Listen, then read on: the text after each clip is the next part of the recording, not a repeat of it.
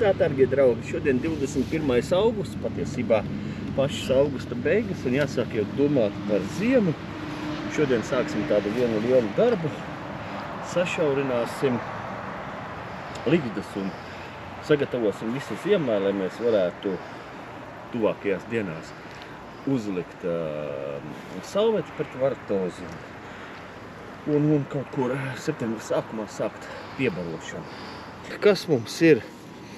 Mums ir apmēram šādas te saimes, jau nedaudz paplojnītas, ir jau rāmji noņemti atdaliņu veidošanai un pastiprināšanai.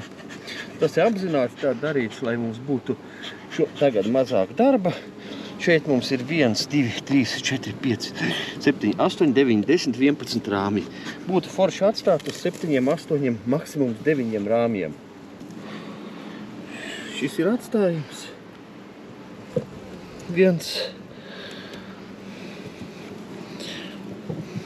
Atstājums redzam ļoti labs rāmis ar medu.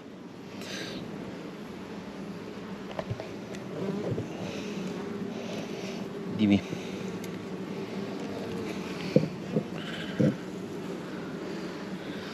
Trešais ar medu. Gribu būt interesanti uzzināt arī, cik šeit ir pēru rāmju.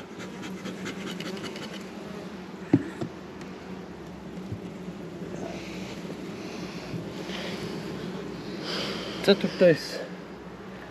Paskatīšos tūlīt dējumus, pateikšu, jums ir vai nav. Šeit vēl nav, bet varētu būt.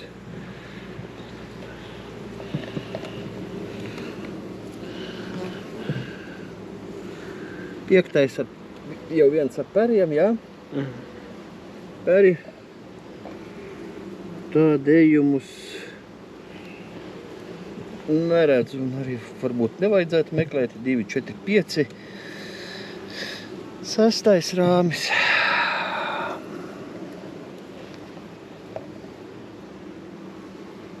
Peri.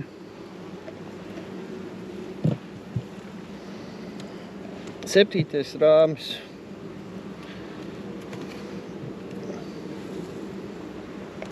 Redzam perus.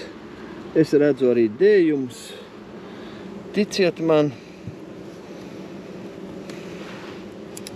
8. Peri.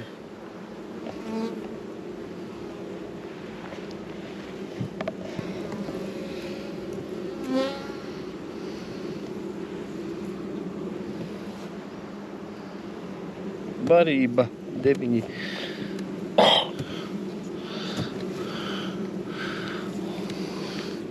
Pēri, jā? Robi? Jā. Pēri? Pēru liksim pie pēriem. Un pēdējais šāds medus rāmis. Tā, nu tad ko darīsim? Atstāsim uz cik? Varbūt atstāsim uz 9. Liela saime un tā. Tad mums kaut kas jāņem nost, bet tagad būs interesanti. Vai nu šito? Vai nu to nākošo?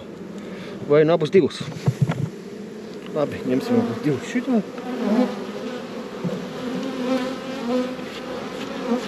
Kāpēc? Nu, redzam, kāds viņš purduļains ir. Tas viens. Šeit arī šūniņas, nu, paskatāmies kādas mazas sīkas, kuviņās ielies. Medus arī šeit neko daudz nav. Jā? Tā, šitas būs 1. Šitas būs 2. Šitas būs 3. Šitas būs 4. Šitas būs 5. Šitas būs 6. Šitas būs 7. Šitas būs 8. 8. Un kas mums ar šito? Nu, šitā puse tāda ir, kāda ir Dieva dota. Varam atstāt, varam ņemt, ko daram? Atstāj. Medus, barība. Medus, barība. Ņemšu tomēr, nezinu. Redziet, kas par lietu, kāpēc būtu ieteicams atstāt 7, 8, maksimums 9 un ne vairāk. Tikai aiz tā iemesla, ka cukurs ir šausmīgi dārgs.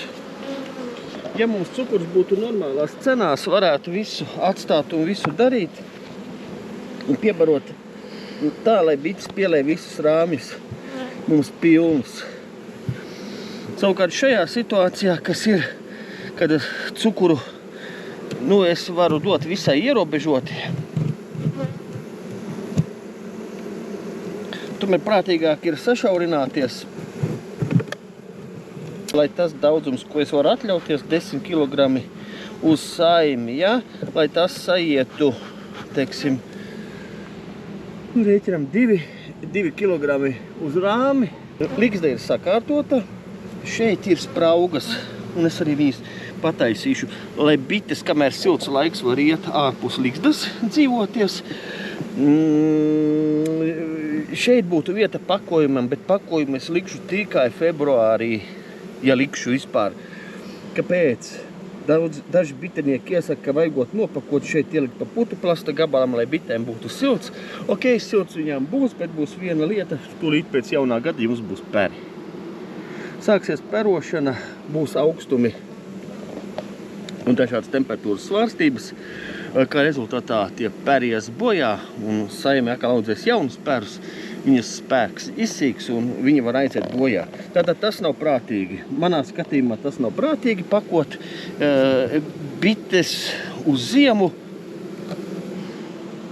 To vajag darīt tieši pirms peru audzēšanas. Latvijā ziemas nav bargas un nekas tur nenosals. Nav Sibīrija. Viss darbiņš, kas nepieciešams būtu mums izdarīts, uzliekam pakojumu, lai gan šobrīd pie plus 30 grādiem viņš absolūti nav vajadzīgs, bet uzliekam, lai nekas nekur nepazūd.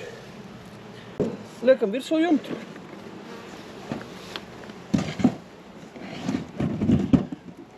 Un šādi mēs turpināsim ar visām saimēm, vairāk nerādīsim.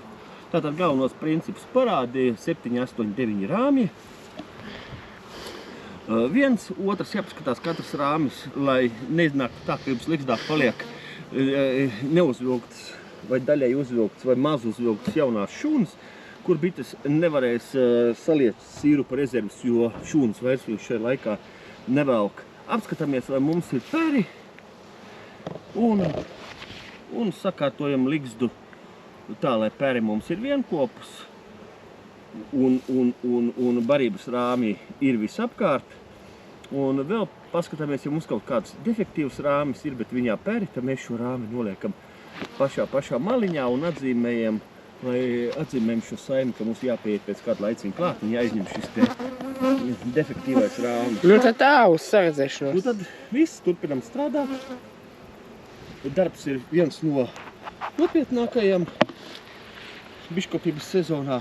Turpinam, pirktas gaisā. Tieši tā. Kādam vajag medus, droši zvaniet.